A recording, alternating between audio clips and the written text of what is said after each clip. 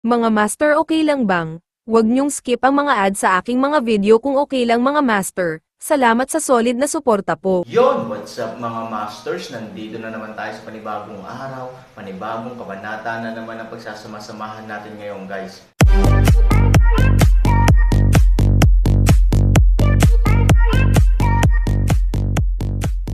Bali mga masters, kung bago ka pa lang po sa aking YouTube channel, please click the subscribe button, lalong-lalo na po yung notification bell guys, para maging connected pa rin tayo sa isa't isa at maging updated kayo sa mga susunod ko pang video. Bali mga masters, bago natin umpisahan ng kwento ay mag-shoutout po muna tayo para sa mga solid nating tagapakinig. Shoutout kay Goshen PH, shoutout kay Reben Beat. Yun na nga mga masters, no? Bali hindi na ito patagalin. In 3, 2, 1, let's go! Si Chanho at ang iba pang 5 tao ay umatras ng kaunti, una upang pagmasdan ang sitwasyon ni Han Sanchen, at pangalawa, upang samantalahin ang pagkakataong ito na magtanim ng ilang sandali. Unti-unting lumipas ang oras, at pagkaraan ng mga ilang segundo, ang katawan ni Han Sanchen ay biglang umusad ng malaki. Alam ng lahat na nagre-react si Han Sanchen sa lason na kinuha niya. Nang makita ito, nagpakita si Chanho at ang iba pa ng masasama at mapagmataas na ngiti sa kanilang mga mukha. Susunod, kailangan nating makita kung paano namatay si Han Sanchen. Biglang tumingkayad si Han Sanchen na parang may sakit. Ngunit sa sandaling ito, biglang nagsalita muli si Han Sanchen, sa totoo lang, gusto ko talagang magpanggap na malapit na akong mamatay sa lason na ito, ngunit nakakalungkot na medyo matuwid akong tao. Gusto ko talagang magpanggap na malapit na akong mamatay, hindi darating. Sa sandaling matapos siyang magsalita, sa buong pagtingin ng lahat, tumayo si Han Sanchen, na dapat ay nalason hanggang sa mamatay. Bilang hari ng lason, ang lason sa katawan ni Han Sanchen ay maaaring mas lason kaysa sa karamihan ng mga lason. Sa makatuwid, ang pagsisikap na lasunin siya ng lason ay isang tipikal na lason lamang. Ang lason ni Han Sanchen ay magiging mas lason pagkatapos marinig ang sinabi ni Han Sanchen. Si Han Sanchen ay tila isang mabuting tao ngayon, iyon ay isang 10,000 tabletang lason. Paano makakain ang lalaking iyon ng Han Sanchen nang walang anumang reaksyon? Nagkamali ka ba at nagkamali ka ng lason? Oo, gaano man kahusay si Han Sanchen, nagagawa niyang mag-detoxify at lumaban sa lason, ngunit dapat ay nakabatay iyon sa kanyang paglilinang. Ngayon, pabayaan ang kanyang paglilinang, maging ang kanyang mga meridian ay naputol na, paano siya makakalaban? Off. A bunch of people look at me and I look at you. Ang hirap talagang intindihin. Kahit ang matanda ay hindi maiwasang tumingin kay Han Sanchen ng ilang beses pa, this is simply impossible. Everyone, it's not that I look down on you. Sa pangkalahatan, ang mga lason na may kakaibang katangian ay karaniwang mahina sa kanilang toxicity. Kung gusto mo akong lasunin hanggang mamatay, halatang tanga ka sa paggamit ng ganitong paraan, mas mabuting pakinggan mo ang payo ko at gamitin mo na lang ang pinakasimpleng lason para lason ako ng diretso sa kamatayan. Don't worry. Kakaiba ang katawan ko at malakas ang resistensya ko sa lason. Kung gusto mo akong lasunin, baka hindi mo ako lasunin. Sa halip, magkakaroon ka ng epekto ng pagpapahirap sa akin dahil sa mga kompromiso. Nang matapos magsalita si Han Sanchen, bahagyang ipinikit niya ang kanyang mga mata at itinaas ang kanyang ulo, na mukhang proud. Damn it, Han Sanchen, ang yabang mo talaga. Nagalit si Chanho at lumingon para tingnan ang matanda. Dahil masyadong mapangahas si Han Sanchen, sa tingin ko ay mas mabuting imbitahan ang lason sa aking pintuan. Napakalason ba ng pinto ko? May kakaiba talagang lason sa kanilang samahan, sinasabing ito ay nabuo sa sarili ng mga likas na kayamanan, kaya ito ay bihira ngunit napakalakas. Ito ay tumatagal lamang ng laki ng graba, ngunit ito ay sapat na upang lason ang 10,000 buhay. Kahit na ang mga masters na may lubhang advanced na paglilinang madalas ay hindi maaaring labanan ang kapangyarihan nito. Only. Kaya lang walang ganong procedure sa maximum punishment natin, medyo nahihiyang sabi ng matanda. Elder, napakapangahas ni Han Sanchen, kailangan natin siyang bigyan ng kulay. Kahit ang taunang general ay nangangahas na maging talamak sa atin sa oras na ito, hindi natin maaaring hayaang tingnan niya tayo ng masama. Elder, ang mga espesyal na pamamaraan ay dapat gamitin sa mga espesyal na panahon, hindi magandang bagay. Na manatili sa mga patakaran. Nang makitang maraming malalapit na kamag-anak ang sumang-ayon sa pamamaraang ito, ang matanda ay napaisip din sandali. Pagkaraan ng ilang sandali, tumanggo siya, "Okay, dahil lahat kayo ay sumasang-ayon dito, pagkatapos ay gawin ang sinasabi mo." Matapos magsalita, marahan niyang tiningnan ang katulong sa kanyang likuran, "Pumunta ka sa aking kwartel at ilabas mo ang iyong mga gamit." Oo, tandaan mo, napakahalaga ng bagay na iyan, tandaan mong huwag buksan ang kahon ng walang pahintulot, kailangan mong gumamit ng mga espesyal na kasangkapan kapag nais mong kunin ito, kung hindi, ang hangin sa paligid lamang ay magiging lubhang lason. Naiintindihan ko, maliit, umatras ang katulong, at ilang sandali pa, dahan-dahan siyang naglakad suot ang isang pares ng itim na guwantes at may bitbit na kahon na gawa sa kahoy. "Kuya, dumating na ang lason." Tumanggo ang matanda, sumulyap sa maliit na kahon, at pagkatapos ay tumingin kay Han Sanchen, "Han Sanchen, bibigyan kita ng huling pagkakataon, kailangan mong pag-isipan itong mabuti, kung hindi, kapag lumabas na ang lason, natatakot ako na hindi ka na magsisisi." Hindi man lang lumingon si Han Sanchen, bagkus ay ngumiti lang siya ng masama, "Huwag kang magsalita ng napakatalino, baka ang iyong tinatawag na ultimate poison ay maging kagaya ng kalokohang podo na iyon ngayon lang, walang makakaapekto sa akin. Halika, huwag ka na magsalita ng walang kaparirikan, buksan mo ang iyong bibig at maghintay na." Ngumiti si Han Sanchen at wala man lang sinabi. Nang makitang walang magawa si Han Sanchen, tumanggo lamang ang matanda at tahimik na pinahintulutan ang kanyang mga nasasakupan na magsimulang kumilos. Tumanggo si Chanho, at lumapit ang katulong sa Han Sanchen na may hawak na lason. Sa paghawak pa lang nito sa harapan niya, nang hindi man lang binubuksan ang kahon, ramdam na ni Han Sanchen ang matindi at delikadong aura na dala ng lason. Nakakalason talaga ang bagay na ito. Ito lang talaga ang makakagawa sa nakapaligid na hangin na puno ng lason na kapaligiran. Ang kanyang kamalayan ay nagsasabi kay Han Sanchen na sa pagkakataong ito, hindi sila nagmalabis. Gayunpaman, hindi ito nangangahulugan kung ano ang mangyayari sa Han Sanchen, sa katunayan, si Han Sanchen ay mas tuwang-tuwa sa kanyang puso. Sumuko, imposible lang para kay Han Sanchen, lahat ay plano lang niya. Para kay Han Sanchen, ang lason sa kanyang harapan ay isang hindi inaasahang sorpresa sa loob ng plano. "Hayaan mo siyang mamatay," utos ni Chanho. Diretsyong binuksan ng katulong ang kahon, at ang napakalaking amoy ng kaagnasan ay agad na kumalat sa lahat ng dako. Maraming tao ang nagtakip ng kanilang ilong sa lugar, at ang ilang mga tao na may mababang antas ng paglilinang ay nakaramdam pa nga ng pagkahilo at pagduduwal.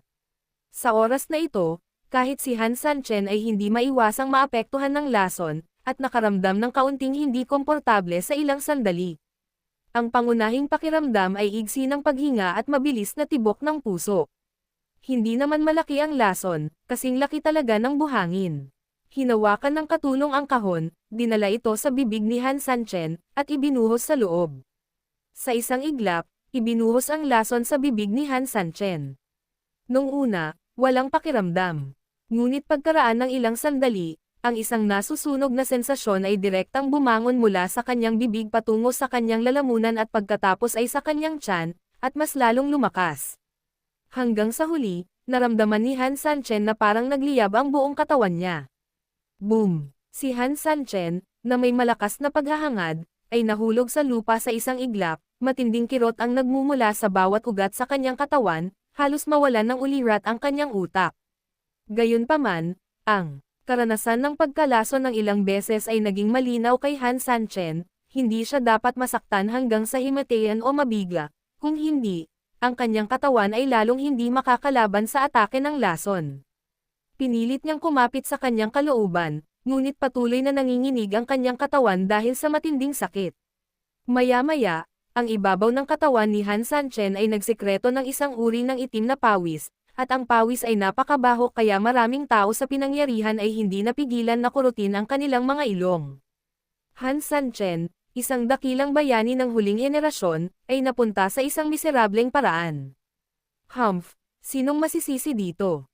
Ang sarili lang niya ang masisisi niya sa sobrang tigas ng ulo niya. Nagbubuntong hininga ang mga tao sa paligid niya. Sinulyapan ng matanda si Han Sanchen sa lupa, nang makita siyang nasa ganoong gulo at naghihingalo. nakaramdam siya ng kawalan ng magawa sa isang sandali. Alam ng matanda na si Han Sanchen ay dumaranas na ng lason. At ayon sa kanyang pag-unawa sa ultimong lason, kapag ang pinakahuling lason ay na-deploy, maging ang pagdating ng Diyos ng medisina ay magiging ganap na walang silbi. Wala itong antidote. Ilagay mo siya sa piitan, sabi ng matanda. Sabi ni Chanho, matanda, hindi ba magpapatuloy ang parusa? Medyo ayaw ni Han Sanchen na hayaang makatakas si Han Sanchen sa mas maraming parusa. Gayunpaman, alam din niya na hindi na kayang tiisin ni Han Sanchen ang alinman sa mga susunod na parusa. Dahil kumalat na ang lason, ang naghihintay sa Han Sanchen ay kamatayan. Ang pinakamasamang uri ng lason ay maaaring magpakamatay ng mga tao ng walang dignidad. Parang ang pagkalason ni Han Sanchen ngayon. Ngunit ito ay unang hakbang lamang. Ang isang master na may napakataas na antas ng paglilinang ay ganap na hindi kayang labanan ang lason na ito, lalo na si Han Sanchen sa kanyang kasalukuyang estado. Noon, ang isang elder na kapareho ko ay pinarusahan ng aking superior dahil sa paglabag niya sa mga regulasyon. Hindi siya nasisiyahan at gustong lumaban, kaya binigyan siya ng ganoong lason. Bagamat mas mataas ang antas ng cultivation ng elder kaysa sa akin, maaari pa rin siyang gumana pagkatapos makalason, gamitin mo ang lahat ng iyong lakas upang labanan, ngunit sa loob lamang ng 2 oras, ito ay naging isang tumpok ng itim na abo. Mamaya, masusunog ang mga buto at katawan nito. Ang natitira na lang sa isang tao ay ang kanyang balat at ang kanyang ulo. Sa mga oras na iyon, mararamdaman pa rin ng mga tao na sila ay buhay pa. Sa huli, siya ay nasunog sa isang tumpok ng abo sa huling apoy sa kawalan ng pag-asa. Bagamat ang Han Sanchen ay malakas, wala siyang kahit anong cultivation skills ngayon, ano pa ang magagawa niya maliban sa maghintay sa kamatayan. Ibaba mo ito, sabi ng matanda. Narinig ni Chanho ang mga salita at kinuha ang utos. Pala ito sa piitan. Mag-ingat ka. Huwag mo siyang hawakan. Ang itim na pawis na umaagos sa buong katawan niya sa mga oras na ito ay talagang ang makamandag na nana na ginawa pagkatapos masunog ang kanyang mga laman loob, kapag nadikitan mo ito, malalason ka rin. Matapos magsalita si Chanho, ilan sa kanyang mga nasasakupan ay agad na nakakita ng isang simpleng cart na gawa sa kahoy, pagkatapos noon, maraming tao ang gumamit ng baril o sibat bilang pala, at nagtulungang itinulak ito sa kahoy na kariton na parang baboy. Pagkatapos nito, ilang mga nasasakupan ang ganap na armado upang protektahan ang kanilang mga mata, tainga, bibig at ilong, at pagkatapos ay itinulak ang kahoy na kariton palayo. Elder, ngayong ganito na ang Han Sanchen, nalutas na natin ang mabigat na problema sa ating mga puso, gayunpaman, ang Yetian City ay protektado pa rin ng formation. Ayon sa mga opinyon ng aking mga nasasakupan, hindi natin dapat itigil ang ating opensiba. Ang Yetian City ay labis na nabalisa ng Han Sanchen, at ang sentimiento ng mga tao ay hindi sapat. Elder, ayon sa kasalukuyang opensiba, natatakot ako na masira natin ang lungsod bago ang gabing ito. Tumango ang matanda, talagang hindi tayo dapat mag-relax pagkatapos manalo ng Han Sanchen, dahil nanalo tayo. Dapat tayong manalo ng lubusan at komprehensibo, sige at manalo sa Yetian City sa lalong madaling panahon. Sana sa Han Sanchen kunin mo na ito bago ka mamatay. Sa sandaling lumabas ang mga salitang ito, agad na naunawaan ng lahat ang ibig sabihin ng matanda. Malinaw naman, ang intensyon ng matanda ay ipahiya si Han Sanchen at ipakita sa kanya na lahat ng kanyang nabigo ay ganap na natalo bago siya namatay. Hihintayin ko ang order. Pagkababa ng lahat, bahagyang inangat ng matanda ang ulo at tumingin sa direksyon ni Han Sanchen na hinihila. Medyo komplikado ang mga mata niya at hindi niya alam ang ibig niyang sabihin. Miss, Han Sanchen. Pinapanood ni Chimeng at Lu Roxan ang lahat ng nangyayari sa base camp ng kalaban mula sa malayong sulok. Gusto mo bang tumulong? Lu Roxan ay tiyak na nag-ambala kay Chimeng, hindi na kailangang iligtas siya. Sa personalidad ni Han Sanchen, imposibleng madali siyang sumuko, lalo pat mabuli sa ganitong lawak. Sumimangot si Chimeng. Miss, what do you mean? Naniniwala ako na sa pagkatao ni Han Sanchen, mamatay man siya ay tiyak na kakagatin niya ang iba gamit ang kanyang mga ngipin, pero wala siyang nagawa ngayon, parang patay na aso, ibig sabihin siguradong may pinaghahandaan ba siya? Sabi ni Lu Roxan. Naintindihan na ni Chimeng, ibig sabihin si Han Sanchen ay nagpapanggap na sumuko. Ngunit ang tanong, ano ang kahulugan ng maling pagsuko? Kahit na gumamit ka ng lahat ng uri ng mapanlinlang na taktika, hindi ka magiging katulad ni Han Sanchen, na direktang magpapadala sa iyong sarili sa yungib ng mga magnanakaw, tama ba? Sumimangot si Chimeng. Kung tutuusin, halata naman na sa paghaharap, kapag sobrang daming pwedeng gamitin, halos laging nakakayanan ni Han Sanchen na nakataas ang ulo, ang agwat sa pagitan ng kaaway at sa ating sarili ay napakalaki, at walang paraan, bagay. Ngunit ang problema, sa ganitong kapaligiran, kung si Han Sanchen ay maglakas loob na makipagsapalaran ng mag-isa, hindi ba siya nagmamadaling mamatay? Gusto niyang lumaban pagdating ng panahon, pero paano kaya nataman ng isang tao ang napakaraming tao? Sinabi ni Lura Oxen, walang makahuhula sa mga iniisip ni Han Sanchen, at walang nakakaalam kung ano ang ginagawa ni Han Sanchen.